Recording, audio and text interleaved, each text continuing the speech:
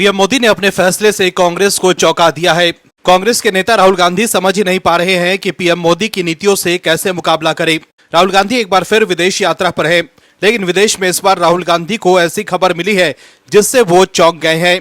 लेकिन पुलिस ने दूध का दूध और पानी का पानी कर दिया है, जिसके बाद बीजेपी ने भी राहुल गांधी पर हमला बोला है। बीजेपी लगातार कांग्रेस की पोल खोल रही है। किस कार्रवाई को लेकर राहुल गांधी चिंतित नजर आ रहे हैं, आगे बताएंगे आपको। उससे पहले आपको बता दें कि पीएम मोदी लगातार देश हित में फैसले लिए जा रहे हैं। पीएम मोदी ने मन की बात में खादी और स्वदेशी उत्पादों को अपनाने का आग्रह किया, खासकर त्योहारों के दौरान। वहीं जीएसटी दरों में कटौती कर पीएम मोदी ने देश के लोगों को बड़ी राहत दी है। लेकिन कांग्रेस के लोग इस बात को लेकर चिंतित हैं कि इसका फायदा कहीं बीजेपी को न मिल जाए, इसलिए कांग्रेस के लोग बीजेपी पर निशाना साध रहे हैं। जीएसटी को लेकर अलग अलग आंकड़े पेश कर रहे हैं। कांग्रेस नेता जयराम रमेश से लेकर कांग्रेस आईटी सेल की प्रमुख सुप्रिया श्रीनेत लगातार सोशल मीडिया पर जीएसटी के खिलाफ पोस्ट कर रही हैं। लेकिन अब बीजेपी आईटी सेल के प्रमुख अमित मालविया ने एक्स पर लिखा है कि जीएसटी कटौती की आलोचना करना और गलत रिपोर्ट को चुन चुन कर पेश करना कांग्रेस की बेहद बेशर्मी है। अनेक कंपनियों ने अपने उत्पादों पर दरों में कटौती की घोषणा की है, जिससे खपत बढ़ी है। दरअसल हिमाचल प्रदेश की कांग्रेस सरकार ने सीमेंट पर अतिरिक्त कर लगाकर लोगों को चपत परोस दिया है। कांग्रेस दुनिया की सबसे अव्यवस्थित और खंडित कर व्यवस्थाओं में से एक पर काबिज थी। 17 अलग अलग कर, 13 उपकर और कर पर कर की बढ़ती हुई व्यवस्था। यूपीए के शासनकाल में आम नागरिक जटिल और भ्रम की स्थिति में पिस रहे थे। दर्शकों, कांग्रेस को पीएम मोदी के खिलाफ कोई मुद्दा ही नहीं मिल रहा है, इसलिए पार्टी के नेता जबरदस्ती मुद्दे ढूंढ रहे हैं। लेकिन सिर्फ इसलिए विरोध करना क्योंकि वो विपक्ष में है, ये कहां तक उचित है। वहीं बिहार चुनाव से पहले पीएम मोदी ने बड़ा ब्रह्मास्त्र चल दिया है, जिससे कांग्रेस की चिंता बढ़ गई है। वहीं दूसरी तरफ राहुल गांधी विदेश में बैठकर सोनम वांगचुक की गिरफ्तारी पर चिंता जाहिर कर रहे हैं, लेकिन बीजेपी ने भी तगड़ा प्रहार किया है। दर्शकों, सोनम वांगचुक की गिरफ्तारी पर राहुल गांधी ने बीजेपी की आलोचना की है और मोदी सरकार पर जमकर निशाना साधा है। लेकिन आप दर्शक अगर सोनम वांगचुक की गिरफ्तारी को सही मानते हैं तो कमेंट में यस और पीएम मोदी जरूर लिखिए, ताकि राहुल गांधी और कांग्रेस को साफ संदेश जाए कि लोग पीएम मोदी के साथ हैं। इस खबर में आगे आपको बताएंगे सब कुछ डिटेल में कि पुलिस ने क्या भांडा फोड़ा है और कैसे बड़े खुलासे के बाद सब चौंक गए हैं। तो बने रहिए हमारे साथ अंत तक और देखिए हमारी ये खास रिपोर्ट। साथ ही आप दर्शकों से विनम्र निवेदन है कि अगर अब तक आपने चैनल को सब्सक्राइब नहीं किया है तो अभी कर लीजिए। विपक्ष के लोग जहां सोचना बंद कर देते हैं, वहां से पीएम के सोच की शुरुआत होती है। पीएम मोदी हमेशा देश हित में फैसले लेते रहते हैं। पिछले 11 सालों में पीएम मोदी ने जनता को काफी राहत दी है। वो सिर्फ चुनाव आयोग और मोदी सरकार पर आरोप लगा रहे हैं, लेकिन कोई सबूत नहीं दे पाते, न ही कोर्ट जा रहे हैं। दर्शकों, बिहार चुनाव को लेकर तारीखों का ऐलान जल्द ही होने वाला है। सभी दल चुनाव की तैयारियों में जुटे हैं। बीजेपी जेडीयू गठबंधन वाला एनडीए और आरजेडी कांग्रेस गठबंधन वाली महागठबंधन के घटक दलों और नई बनी पार्टी जन स्वराज एड़ी चोटी से जोर लगा रहे हैं। बिहार जाकर राहुल गांधी ने वोट चोरी का मुद्दा उठाया था और फिर दिल्ली लौटकर उन्होंने कहा था कि बिहार में सब लोग कह रहे हैं कि वोट चोरी गद्दी चोर, लेकिन अब जो हुआ उसके बाद राहुल गांधी के लिए कुछ भी कहना मुश्किल हो गया है और अब कुछ साफ हो गया है कि बिहार में चुनावी माहौल क्या है। दरअसल बिहार की राजनीति में इस समय सियासी हलचल तेज है। एक तरफ जहां राजद के कई विधायकों पर जनता की नाराजगी है, वहीं अब कांग्रेस के भी प्रदेश अध्यक्ष को अपने ही गढ़ में वोटरों के तीखे विरोध का सामना करना पड़ा है। कांग्रेस के प्रदेश अध्यक्ष और कुटुंबा विधायक राजेश राम को देव प्रखंड के दुलारे में अंबेडकर छात्रावास का शिलान्यास करने पहुंचे थे। इसी दौरान कुछ युवक उनके आते ही विरोध प्रदर्शन और नारेबाजी करने लगे। विधायक मंच से लोगों से शांत होने की अपील कर रहे थे, लेकिन युवक नहीं माने। बताया जा रहा है कुटुंबा विधायक राजेश राम शनिवार को देव प्रखंड के दुलारे में अंबेडकर छात्रावास का शिलान्यास करने पहुंचे थे और इसी दौरान कुछ युवक उनके आते ही विरोध प्रदर्शन करने लगे। युवक विधायक के सामने ही राजेश राम मुर्दाबाद, राजेश राम होश में आओ, राजेश राम गो बैक का नारा लगाने लगे। विधायक के खिलाफ नारेबाजी होता देखकर उनके सुरक्षा कर्मियों ने उन्हें अपने घेरे में ले लिया। विधायक युवकों से शांत होने की अपील करते रहे, लेकिन युवक नहीं माने, विरोध बढ़ता गया। इसके अलावा कांग्रेस अध्यक्ष वहां से निकल गए।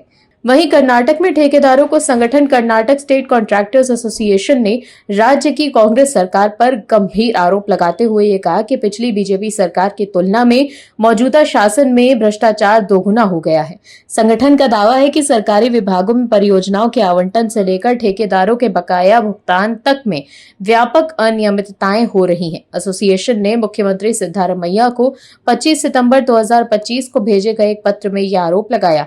इस पत्र में कहा गया कि सरकार द्वारा ठेकेदारों के करीब 32,000 करोड़ रुपए के बकाये का भुगतान लंबित है और उसे निपटाने के नाम पर कमीशन मांगा जा रहा है। टाइम्स ऑफ इंडिया की रिपोर्ट के अनुसार केएससीए के पत्र में निर्मित केंद्र और Karnataka rural infrastructure development corporation limited जैसी सरकारी संस्थाओं का नाम लेकर आरोप लगाया जा रहा है। यहाँ परियोजनाएं कांग्रेस नेताओं के अनुयायियों को दी जा रही हैं। वहीं इस खबर को शेयर कर बीजेपी नेता अमित मालवीय ने एक्स पर लिखा कि कर्नाटक चुनाव से पहले कांग्रेस द्वारा फैलाए जा रहे उस फर्जी रेट कार्ड को याद कीजिए जिसमें भाजपा के शासनकाल में 40% कमीशन का आरोप लगाया गया था। उनके पास कोई सबूत नहीं था, लेकिन लोगों ने उन्हें झूठे दावों पर विश्वास करके उन्हें वोट दे दिया। अब सच्चाई सामने आ गई है और इस बार ये आधिकारिक और लिखित रूप में है। कर्नाटक राज्य ठेकेदार संघ ने 25 सितंबर को लिखे गए अपने पत्र में मुख्यमंत्री सिद्धारमैया को बताया है कि सत्तारूढ़ कांग्रेस के शासनकाल में कई विभागों में भ्रष्टाचार पिछली भारत सरकार की तुलना में दोगुना हो गया है। कांग्रेस के भ्रष्टाचार मुक्त शासन के बड़े बड़े वादे तो अब तक पूरे नहीं हुए। वहीं हिमाचल प्रदेश में टैक्स को लेकर राजनीति तेज हो गई है। प्रधानमंत्री नरेंद्र मोदी ने हिमाचल प्रदेश की सुक्खू सरकार पर जीएसटी कम नहीं करने को लेकर गंभीर आरोप लगाए। पीएम मोदी ने कहा कि कांग्रेस जनता को लूटने का कोई मौका नहीं छोड़ती। पीएम नरेंद्र मोदी ने यह भी कहा कि लोगों को घर बनाने में सहूलियत हो, इसके लिए जब हमारी सरकार ने सीमेंट की कीमत कम की तो हिमाचल प्रदेश की कांग्रेस सरकार ने अपना अलग ही टैक्स लगा दिया। वहीं जब हमने जीएसटी की दरें कम करी तो पूरे देश में कीमतें कम हो गई, लेकिन कांग्रेस सरकार आम जनता को राहत नहीं देना चाहती। वहीं दूसरी तरफ जयराम रमेश ने एक्स पर लिखा कि बचत उत्सव, चप्पत उत्सव, जीएसटी सुधार, इवेंट जीवी प्रधानमंत्री का प्रचार, जीएसटी दरों में कटौती का लाभ, आभार सीधे सीधे आम जनता तक पहुंच ही नहीं रहा तो फिर इसका क्या फायदा। दर्शकों, टैक्स हिमाचल प्रदेश की कांग्रेस सरकार बढ़ा रही है, लेकिन जयराम रमेश निशाना बीजेपी पर साध रहे हैं। वहीं यूपी में सीएम योगी आदित्यनाथ भी एक्शन में हैं। सीएम योगी ने एक्स पर लिखा कि लव जिहाद, धर्मांतरण और गौ तस्करी जैसी राष्ट्र विरोधी गतिविधियों के प्रति हमें सतर्क रहना होगा। अगर कहीं कोई ये भूल गया कि इस प्रकार की गतिविधियों में वो लिप्त है, उसकी सूचना समय पर पुलिस और प्रशासन को उपलब्ध करवाइए। उपचार की व्यवस्था हम स्वयं कर लेंगे। अपने वैचारिक अराजकतावादी सोनम वांगचुक की एनएसए के तहत गिरफ्तारी के तुरंत बाद राहुल गांधी चले गए। वहीं दूसरी तरफ आम आदमी पार्टी ने सोनम वांगचुक मामले में नेता विपक्ष राहुल गांधी की चुप्पी पर सवाल उठाते हुए कहा था कि वो केवल कैमरे के लिए चंद मुद्दों पर बीजेपी का विरोध करते हैं। लेकिन अब विदेश में बैठे राहुल गांधी ने इस मामले पर चुप्पी तोड़ी है। राहुल गांधी में लद्दाख में हुए प्रदर्शन को लेकर बीजेपी सरकार पर निशाना साधा है। राहुल गांधी ने इसके लिए बीजेपी और आरएसएस को जिम्मेदार ठहराते हुए कहा है कि लद्दाख के लोगों ने सिर्फ अपनी आवाज उठाई। जवाब में बीजेपी ने 4 युवाओं की हत्या कर दी और सोनम वांगचुक को जेल में डाल दिया। राहुल गांधी ने एक्स पर लिखा है कि लद्दाख की अद्भुत जनता, संस्कृति और परंपराएं बीजेपी और आरएसएस के निशाने पर। लद्दाखियों ने अपनी आवाज उठाई और जवाब में बीजेपी ने 4 युवकों को मार दिया और सोनम वांगचुक को कैद कर लिया। हत्या बंद करो, हिंसा बंद करो, डराना धमकाना बंद करो।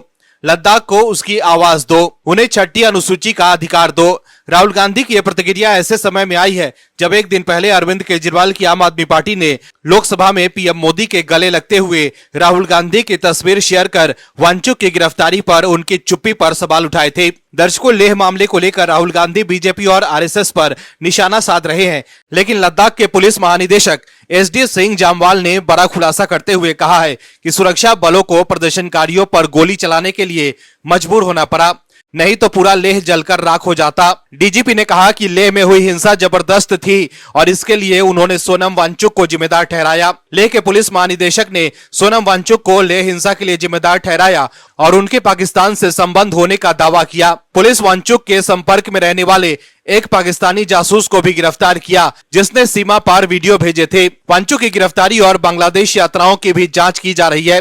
दर्शकों, राहुल गांधी हर मुद्दे को लेकर बीजेपी पर निशाना साधते हैं, लेकिन वांचुक को लेकर पुलिस के इस खुलासे पर नहीं बोलेंगे। वहीं राहुल गांधी को जवाब देते हुए बीजेपी प्रवक्ता प्रदीप भंडारी ने एक्स पर लिखा है कि ये बात उस व्यक्ति ने कही जिसकी पार्टी ने लद्दाख को केंद्र शासित प्रदेश का दर्जा नहीं दिया। कांग्रेस ने दशकों तक इस क्षेत्र की मांग को नजरअंदाज किया, लेकिन जिस तरह से अनुच्छेद 370 हटाकर लद्दाख के लोगों की लंबे समय से चली आ रही केंद्र शासित प्रदेश के दर्जे की मांग को पूरी की गई, उसी तरह केवल प्रधानमंत्री नरेंद्र मोदी जी ही लद्दाख के लोगों की आकांक्षाओं को पूरा कर पाएंगे। दर्शकों, पीएम मोदी के एक फैसले की वजह से बिहार चुनाव में वोट चोरी को मुद्दा बनाने वाली कांग्रेस की हवा निकल गई। दरअसल चुनाव से पहले एक बड़ी घोषणा करते हुए बिहार की एनडीए सरकार ने वित्तीय सहायता के माध्यम से राज्य भर की महिलाओं को सशक्त बनाने के उद्देश्य से मुख्यमंत्री महिला रोजगार योजना शुरू करी।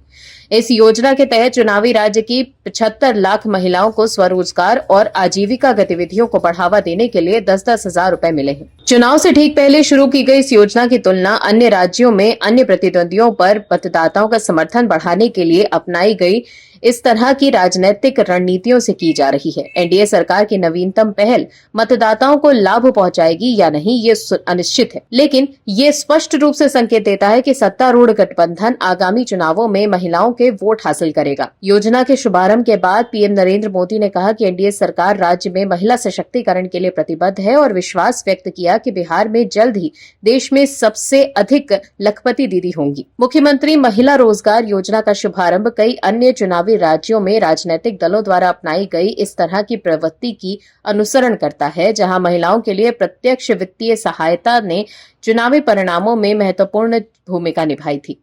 एक रिपोर्ट के मुताबिक मध्य प्रदेश में बीजेपी की लाडली बहना योजना, जिसके तहत महिलाओं को 1250 रुपए प्रति माह की पेशकश की गई थी, जो विशेषज्ञों द्वारा 2023 में मौजूदा सरकार के लिए एक और कार्यकाल सुनिश्चित करने के लिए गेम चेंजर के रूप में देखा गया था। वहीं महाराष्ट्र में बीजेपी शिवसेना एनसीपी गठबंधन ने लड़की बहन योजना नाम से एक ऐसी योजना की शुरुआत करी है जिसके तहत महिलाओं को 1500 रुपए दिए गए, जो कठिन चुनावी वर्ष के दौरान प्रभावी साबित हुई।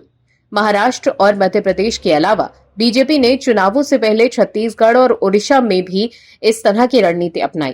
कर्नाटक में भी कांग्रेस ने इस तरह का रुख अपनाया और गृहलक्ष्मी योजना की शुरुआत करी, जिसके तहत महिलाओं को 2000 रुपए दिए गए, जिसे पार्टी की चुनावी जीत का एक अहम कारक माना गया।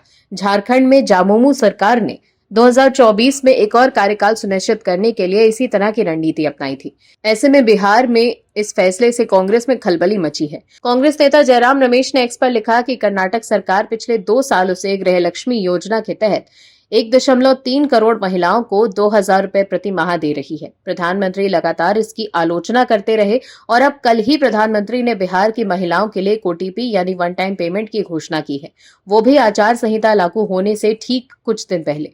वोट चोरी के साथ साथ अब प्रधानमंत्री वोट रेवड़ी बांटने में लगे हैं। ये एक स्पष्ट रूप से हताशा भरा कदम है, जिसे बिहार की महिलाएं भली भांति समझ जाएंगी।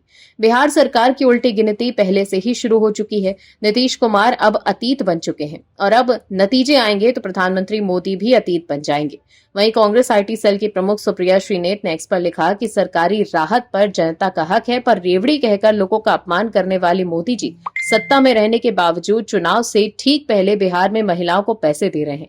ये जनता की मदद या सामूहिक रिश्वत है? क्या ये वोटों की खुलेआम खरीद फरोख्त नहीं है? सत्तारूढ़ दल के पास सरकारी खजाना है, फिर क्या ये चुनाव की निष्पक्षता के साथ खिलवाड़ नहीं है? दर्शकों, कांग्रेस के नेताओं के इन बयानों से ये साफ है कि बिहार में एनडीए सरकार ने महिलाओं को जो आर्थिक मदद दी है, उससे कांग्रेस को अभी से ही अपनी हार दिखने लगी है। दर्शकों, चुनाव आयोग ने कांग्रेस प्रवक्ता पवन खेरा द्वारा लगाए गए वोट चोरी के आरोपों को पूरी तरह से खारिज कर दिया है। पवन खेरा ने उत्तर प्रदेश के कुंदरकी विधानसभा उपचुनाव 2024 में बीजेपी की जीत पर सवाल उठाते हुए इसे चुनाव आयोग पर एक और धब्बा बताया था। दरअसल कुंदरकी सीट से बीजेपी उम्मीदवार रामवीर सिंह ने सपा प्रत्याशी मोहम्मद रिजवान को 1,44,791 वोटों से हराया था। इस नतीजे को लेकर पवन खेरा ने एक पोस्ट में कहा था कि 1.4 लाख वोटों का फासला चमत्कार नहीं, वोट चोरी था। उन्होंने इस दावे को आधार देने के लिए वामपंथी पोर्टल स्क्रॉल की एक संदिग्ध रिपोर्ट भी साझा की। वहीं चुनाव आयोग ने बयान जारी कर साफ कहा है कि मामला वर्तमान में न्यायालय में विचाराधीन है, इसलिए कुंदरकी उपचुनाव पर विशेष टिप्पणी करना उचित नहीं होगा। हालांकि आयोग ने स्पष्ट किया है कि किसी भी निर्वाचन क्षेत्र में लगातार 2 चुनाव में परिणामों में भारी अंतर आना असामान्य नहीं है। इस संदर्भ में चुनाव आयोग ने महाराष्ट्र के मालेगांव सेंट्रल विधानसभा क्षेत्र का उदाहरण दिया है। चुनाव आयोग के अनुसार नवंबर 2024 में हुए विधानसभा चुनाव में कांग्रेस उम्मीदवार को मात्र 3.13% वोट मिले थे, जबकि 5 महीने पहले हुए लोकसभा चुनाव में उसी क्षेत्र में कांग्रेस प्रत्याशी को 96.7% वोट मिले थे। वहीं चुनाव आयोग ने स्क्रॉल की रिपोर्ट को भ्रामक बताते हुए कहा कि आयोग किसी भी धर्म या जाति के आधार पर आंकड़े जारी नहीं करता है। बयान में स्पष्ट किया गया है कि मतदाता सूची में न तो धर्म और न ही जाति का उल्लेख होता है। ऐसे में आयोग द्वारा जारी आंकड़ों के आधार पर धर्म या जाति से जुड़ा कोई विश्लेषण संभव नहीं है। वहीं चुनाव आयोग ने यह भी बताया है कि कुंदरकी विधानसभा क्षेत्र 29 कुंदरकी से किसी भी मतदाता के नाम को गलत तरीके से हटाने, जोड़ने या धर्म के आधार पर फॉर्म 6 को अस्वीकार करने की कोई शिकायत प्राप्त नहीं हुई है। दर्शकों, कांग्रेस पार्टी लगातार चुनाव आयोग की विश्वसनीयता पर सवाल खड़े करती है, लेकिन चुनाव आयोग ने दोहराया है कि उसके सभी कार्य निष्पक्ष और कानूनन निर्धारित प्रक्रिया के तहत ही संपन्न होते हैं। Bureau report, OMH news. आप दर्शकों से विनम्र निवेदन है कि चैनल को सब्सक्राइब जरूर करें